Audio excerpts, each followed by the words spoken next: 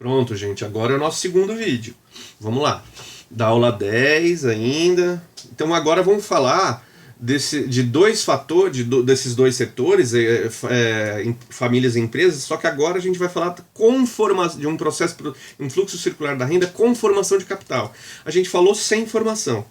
Agora estou falando com formação de capital. Imaginem que então existe poupança, né, entre as famílias. Tanto as famílias quanto as empresas. Por exemplo, naquele primeiro esquema sem formação de capital, eu trabalhei para as empresas, ganhei 5 mil reais de salário e gastei os 5 mil. Certo? E tudo que as empresas produziram, tudo que elas fabricaram, foi vendido. Não sobrou nada de estoque para elas. Certo? Agora não. Agora nesse esquema com formação de capital, existe a possibilidade de poupança. É uma forma de estudar diferente, né? Fica um pouco mais aprofundado. Poupança, nesse esquema, poupança tem a sigla S, de saving, né, em inglês. Então vamos lá. Se eu trabalhei e ganhei 5 mil de salários, pode ser que eu tenha gasto só 4. Poupei 1. Então nesse esquema, existe essa possibilidade. Nesse esquema, nessa forma de analisar, a gente considera a possibilidade da poupança. Certo? Da mesma maneira, as empresas também elas podem pegar parte daquilo que elas receberam das vendas da sua mercadoria e guardar ou investir nelas próprias, né? Inclusive. O que eu faço com a minha poupança? Aqui a gente está falando de formação de capital, né? Esse esquema ele considera esses dois fatores, esses dois setores, famílias e empresas, com formação de capital. O que é formação de capital? É valer mais, né? Quando a gente fala que o capital de uma empresa aumentou, quer dizer que essa empresa vale mais do que valia anteriormente. Então assim, a mesma coisa se aplica, o mesmo princípio se aplica a nós, pessoas físicas, nós trabalhadores. Como? Eu vendi o meu trabalho por 5 mil reais. Recebi esses 5 mil como salário. Gastei só 4 naqueles... Gastei só 4. Me sobraram 1.000, não sobraram? Aí todo mês sobra 1.000 reais. Opa, vou fazer uma coisa, vou fazer um curso. Vou fazer uma nova faculdade ou uma pós-graduação. Eu estou aumentando a minha capacidade, a minha qualidade como profissional. Estou aumentando a minha empregabilidade e também a minha possibilidade de ganho. A partir do momento que eu estou me qualificando, eu estou mostrando para o mercado de trabalho, opa, hoje eu sei mais coisas do que eu sabia há um tempo atrás. Portanto, eu tenho condições de proporcionar um ganho, mais vantagem para você, empregador, e em troca disso eu também tenho então condições de ganhar mais por isso. Certo? Eu investi em mim próprio, graças à poupança que eu fiz. As empresas fazem a mesma coisa, elas vendem as suas mercadorias, dentro da sobra do lucro dela, ela pode de tempos em tempos pegar parte desse lucro e investir nelas próprias, comprar novas máquinas, ampliar os seus galpões, treinar os seus funcionários, né? Reciclar, adotar programas de reciclagem de funcionários, enfim. Ou seja, ela pode investir no aprimoramento ou na ampliação dela própria. Certo? Com isso ela ganha em produtividade, em qualidade, ela ganha em competitividade. Certo? Nós dois ganhamos, tanto nós como famílias e também as empresas. Ou seja, a poupança permite isso. Né? Agora, do que depende a poupança? Depende da renda nacional. Né? Quanto mais as empresas estiverem ganhando, maiores são as condições delas pagarem melhores salários e, com melhores salários, maiores são as nossas chances de investir na gente mesmo, na nossa própria capacitação. Investir na nossa capacitação, a gente tem condições de dar um retorno melhor para as empresas nas quais a gente trabalha. Logo, então, elas teriam melhores condições de competir perante seus concorrentes no mercado de trabalho, na oferta das suas mercadorias. Porque com profissionais melhor capacitados, mais produtivos, mais eficientes, mais lucrativos, elas teriam então condições de oferecer um produto sempre um produto que esteja de acordo com a necessidade do mercado consumidor a um preço menor. Ou seja, ela se tornou mais competitiva. Né? Mais competitiva, ela consegue abocanhar uma fatia do mercado maior do que ela tinha anteriormente e talvez, consequentemente, ela consiga aumentar a sua lucratividade. Então, quer dizer, aumentando os lucros, né, o seu percentual de lucros, talvez ela consiga elevar a sua capacidade de poupança. Quer dizer, talvez não, ela vai conseguir elevar a sua capacidade de poupança e assim poder mais facilmente reinvestir nela própria, certo? Da onde vêm essas rendas? Da onde viriam essas rendas, essas receitas da venda das suas mercadorias? Viria do consumo, né? Do consumo das famílias, que claro, para consumirem mais, o ideal é que ganhem mais, que tenham uma renda maior, mas o consumo também delas próprias. Então, quando a gente for medir em contabilidade social o consumo agregado de uma economia, a gente leva em consideração o consumo das famílias. Está subindo? Está diminuindo? Com relação a períodos anteriores? Está mostrando uma leve elevação. Então isso é sinal de que os salários estão melhorando, né? E o consumo das empresas? Também. Qual é o consumo das empresas? Principalmente aqui, o que mais importa é energia. Por que energia? Porque você está gastando mais energia, porque está produzindo mais. Matéria-prima. Né? Matéria-prima, para produzir mais, a gente precisa comprar mais matéria-prima. Talvez, aquisição de mais mão de obra. Eu digo talvez porque a mão de obra também depende muito ela fica refém da inovação tecnológica, né? Às vezes os computadores substituem trabalhadores. Então a gente tem que olhar isso. Mas enfim, olhando também esse outro aspecto, o consumo agregado, se ele está subindo, se ele está diminuindo, o consumo agregado eu digo de tudo, né? Famílias e empresas. E claro, depois a gente vai colocar o governo também. Mas olhando para isso, poxa, as empresas estão comprando mais. Estão comprando mais mercadorias, logo elas estão produzindo mais.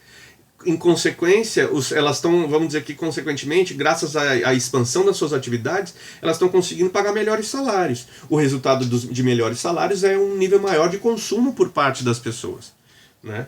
Ou, pelo menos, maior nível de poupança das famílias. Ou seja, se elas têm agora capacidade de poupar, quer dizer que elas estão tendo acesso aos bens fundamentais para manter a sua família e ainda sobra uma margem, né? Que vai ser gasto em algum momento, de alguma forma.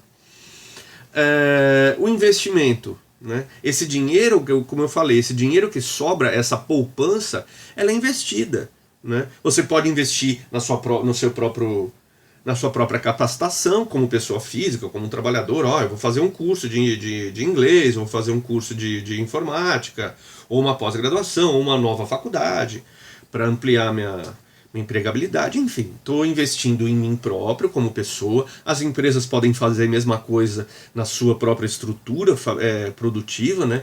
Ampliando aprimorando o seu maquinário, suas instalações, ampliando seus galpões, sua rede de loja, suas lojas, enfim. Mas também existe isso a gente está falando de investimento produtivo, né? Ou a gente pode investir e também mercado financeiro, né? Aí seria um investimento especulativo, mas que tem como finalidade ampliar o capital que a gente tinha anteriormente. Mas vamos se restringir a investimento produtivo, certo? O investimento, ele leva em consideração que os gastos que a gente vai como a gente vai fazer investimento, né? Você tem os investimentos brutos e você tem os investimentos líquidos. O investimento bruto, gente, é quando a gente considera os valores que foram colocados em investimento em alguma situação, ou nas famílias, ou nas empresas, a gente leva em consideração assim, a gente pega o valor gasto, um valor investido, no que foi gasto. Houve depreciação, houve perda de alguma coisa, como é que funciona? Existe depreciação, como é isso? Vamos lá, eu sou uma fábrica e comprei máquinas. Comprei máquinas em 2015. Essa fábrica comprou máquinas em 2015, ela investiu R$1 milhão. Essas máquinas operaram durante esses 5 anos, só que conforme elas foram trabalhando, elas foram operando, produzindo, elas foram se desgastando. Quanto vale hoje essa máquina? Ah, eu gastei R$1 milhão nessa máquina. Hoje ela vale 500 mil, vamos arredondar. 500 mil reais. Então, pera lá, quanto vale a minha... Então, se eu for pensar que, olha, há 5 anos atrás, em 2015, eu investi R$1 milhão nessa máquina.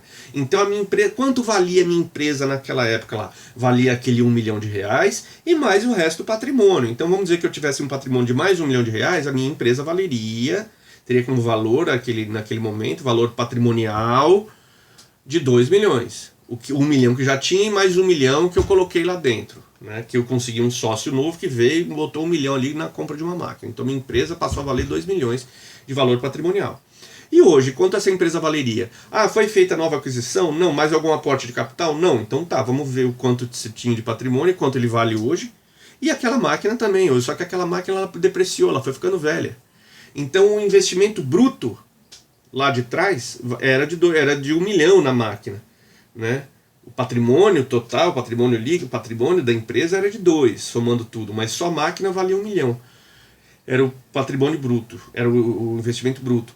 Só que com a depreciação, o investimento líquido, que a gente considera hoje, é de 500 só. Então é importante fazer isso aí, fazer essa análise de depreciação, ver quanto valia, quanto deixou de valer, né? Porque infelizmente é assim que funciona, né? Pense na gente como mão de obra, como trabalhadores. Você tem um valor numa certa idade, quando você vai ficando mais velho, seu valor vai diminuindo, seu salário vai caindo, né? Claro que tem profissões que não, mas tem áreas que sim, tem áreas que exigem uma capacidade física maior dos trabalhadores e não é para qualquer um não, né? Tem muita coisa que eu não conseguiria mais fazer. Enfim, e agora quando a gente investe... Quando a gente pega esse dinheiro, voltando aqui à questão do dinheiro que sobrou da poupança, como é que a gente faz? A gente tem duas possibilidades aqui. Vamos pensar no fluxo real, né? Esquece o fluxo monetário, o fluxo de investimento e especulativo. Vamos pensar em questões reais, produtos, mercadorias. Ou a gente compra bens de consumo, que são os bens cuja finalidade está nele mesmo. Sei lá, eu comprei um bife. A finalidade do bife é o quê? É ser comido. Né? Comprei uma calça jeans. Qual a finalidade da calça jeans? Ser vestida, ser utilizada como vestuário para uma pessoa, né?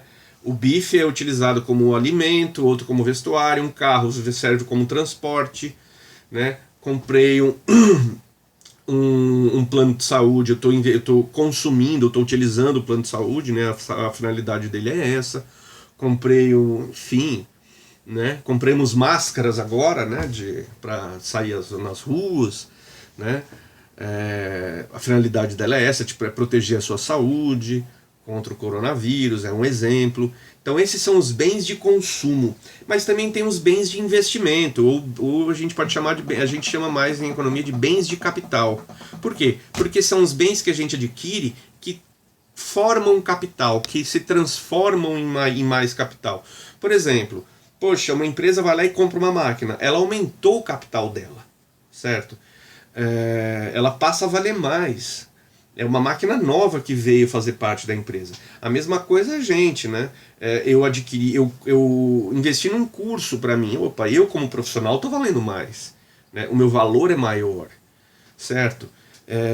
A nossa casa, se você tem uma casa e você amplia, faz um quarto a mais ou faz uma piscina a mais na sua casa, ela passa a valer mais do que ela valia antes, né? Então esse é o bem de investimento, bem de capital. No caso das fábricas, das empresas, quando a gente fala de acrescentar alguma coisa, em geral são os bens de capital. E quais são os bens de capital tradicionalmente falando? Máquinas, equipamentos, matéria-prima, enfim, esse tipo de coisa. São aqueles fatores que são essenciais à produção, certo? Então, mas lembrem que isso aí é sempre importante considerar a depreciação desses bens, certo? Porque um bem hoje ele tem um valor, amanhã ele tem outro, hein? Isso é importante para a gente ver assim. A economia de um país investiu tanto, porque esse país ele passou por um processo de renovação do seu parque industrial. O governo adotou uma política de financiamento de novas máquinas, na aquisição de bens de capital. Então nós fomos lá e compramos lá em outro país, sei lá o quê, tantos bilhões em máquinas para equipar as nossas, para aprimorar as instalações das nossas fábricas. Ok, então hoje o nosso parque industrial vale tanto. Daqui a 10, 20 anos, poxa, esse parque industrial vale X, vale 30% do que valeu lá. Mas, mano, hoje, nossa, não houve nenhum aporte de capital nesse tempo todo. Né? Quer dizer, a nossa indústria não vale mais nada. Né? E não vale mais nada também, a gente não está nem considerando aqui a capacidade de produção dessa indústria. Que lá atrás, quando foram compradas essas máquinas, elas eram máquinas de ponta, mas passado 10 anos, essas máquinas estão obsoletas. No entanto, não foi feito nenhum aporte de capital.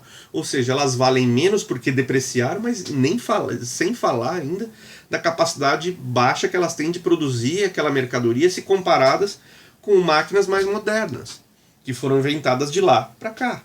Certo? Agora vamos lá. Economia, 3 setores. Agora a gente está envolvendo aqui o setor público, né? Que são a União, os estados e municípios. Como é que funciona isso aí? Você tem que considerar que, vamos lá, pessoas, as famílias, compram, elas trabalham para as empresas, recebem salários, pagam tributos, não pagam? Você tem ISS, INSS, se for um PJ você tem ICMS, né, em alguns casos, imposto de renda. Então a gente tem isso. Então quer dizer, o governo ele já entra, primeiro papel do governo, ele faz a primeira sangria, né? Ele recolhe dinheiro através de quais mecanismos? Impostos, tributos, multas, taxas, né? Você anda com o carro além da velocidade, você é multado, meu amigo. Quer dizer, o governo criou mecanismos de tirar dinheiro da economia e colocar nos cofres deles, da União, dos estados e dos municípios. Então vamos lá, a gente trabalhou, ganhamos nosso salário e pagamos nossos impostos. As empresas pegaram o fruto do nosso trabalho, que a gente trabalhou fabricando as mercadorias delas, essas empresas venderam as suas mercadorias, na hora de vender também pagaram ICMS, INSS, sei lá o que, PIS, COFINS e o caramba vai um monte de impostos aí. Imposto de renda, né? Na aquisição de matéria-prima também, enfim, tem uma série de coisas. Quer dizer, o governo de novo tirou dinheiro da economia, ele tira das famílias e tira das empresas, né? Certo? Como o governo devolve esse dinheiro? Devolve através dos programas públicos, de políticas públicas, né? Políticas sei lá, de transportes. Então ele vai lá, o governo e constrói as estradas, as ferrovias, o metrô, os corredores de ônibus, saneamento básico, políticas de geração de emprego, políticas de renda, como Minha Casa Minha Vida, essa distribuição de ajuda para os trabalhadores de menor renda, ou para os desempregados, ou para os autônomos, que está acontecendo agora em função da pandemia. Você tem programas mais médicos, o próprio SUS, né, no setor da saúde, FIES, ProUni, no setor da educação, sistemas como o Bom Prato na alimentação, né, subsídios à agricultura. Então é dessa forma que o governo devolve o dinheiro, né, que ele retira. Ele retira de uma maneira e devolve de outra, né? Então tá aí a forma que a renda circula com a participação desses 3 agentes, certo? E há 4 setores. Existe o último caso, que é a economia girando com a participação dos 4 setores. Aí a gente tem então as famílias, as empresas, o governo e o setor externo, ou se quiserem chamar, o resto do mundo, né? Como é que funciona com o resto do mundo? Ora, a gente lembra, seguindo lá as teorias do Adam Smith, né? Olha, cada país se dedica à produção daquilo que ele poderia fazer bem, né? Ou seja, daquilo que ele teria mais vantagens absolutas, mais acesso aos fatores absolutos de produção, né? Então, o Brasil é um país tipicamente agrário, né? E como é que faz para a gente comprar, como é que faz, da onde que vieram esses celulares que a gente utiliza, os computadores, notebooks, carros, uma infinidade de coisa, TV, um monte de coisa que a gente usa, né? Muitos deles vieram de fora, ou seja, a gente vende o produto agrícola, ou a matéria-prima, né? Em compensação, a gente compra o material, o produto industrializado. Então, quer dizer, a gente está falando de exportações de produtos e importações de outros produtos. A gente vende aquilo que a gente produz e teoricamente sobra, né? E a gente importa aquilo que a gente não produz, ou que a gente produz numa quantidade pequena perto da demanda nacional, né? Então, quer dizer, a gente, o balanço de pagamentos, ele se preocupa também com o volume de dinheiro que sai e com o volume de dinheiro que entra. Sai como? Quando a gente importa mercadorias, sai dinheiro, e quando a gente exporta mercadorias, entra dinheiro. Então é importante que se acompanhem também esses movimentos, né, de quanto dinheiro saiu e entrou da economia do país, certo? Ah, mas como é que faz para diminuir as importações? Poxa, para diminuir, que importações? A gente importa principalmente o produto A, B e C. A gente não fabrica nenhum A, nem B nem C. Não, a gente fabrica. Só que a gente fabrica pouco, né? São produtos de alta demanda, mas que a produção nacional é baixa. Poxa, por que é baixa? Vamos então adotar uma política de incentivo à produção disso aqui, né? Vamos incentivar as indústrias a aumentarem o seu tamanho e a sua produção, para que a gente então não precise mais importar. E melhor ainda, daqui a pouco a gente consegue não só abastecer o mercado interno, mas também, se for possível, fazer com que sobre mercadorias e a gente possa até exportar esses produtos, né? Então é assim que se faz uma política econômica. A gente tem que olhar todo esse fluxo da renda e identificar onde estão os gargalos, onde estão os buracos, para daí, a partir dessa análise, e uma análise desses gargalos, propor uma política econômica adequada, certo? Bom, é isso. Aqui nos slides que eu passei para vocês tem todos os esquemas, né, as representações gráficas do fluxo circular da renda, dos fluxos, né? E claro, também no conteúdo que eu mandei para vocês no PDF, tá certo? É uma aula longa, trabalhosa e que não pedi nenhuma atividade dessa vez, mas é importante vocês entenderem o porquê disso, né? O porquê da importância de se estudar essas contas, né? As contas nacionais. É fundamental, né? E para vocês que vão ser administradores, é importante que vocês fiquem atentos a isso aí, a esses dados, até para tentar antever, para tentar antecipar quais vão ser as prováveis políticas a serem adotadas pelo governo, né?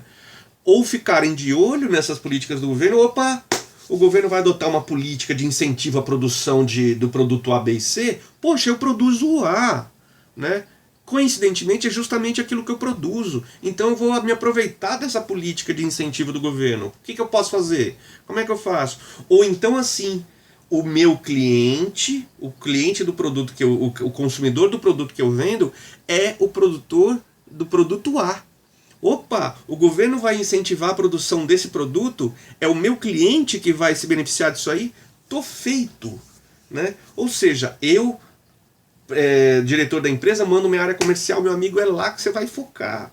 Porque esse cara vai se dar bem, o governo vai incentivar isso aqui, esse setor vai ser fundamental para a economia, para as contas nacionais. Então vá lá, se antecipe, se aproxime disso aí. Tá vendo porque é importante para o lado das empresas ficarem atentas, terem total ciência e compreensão daquilo que a economia mostra, dos sinais que ela mostra? Tá aí, é isso.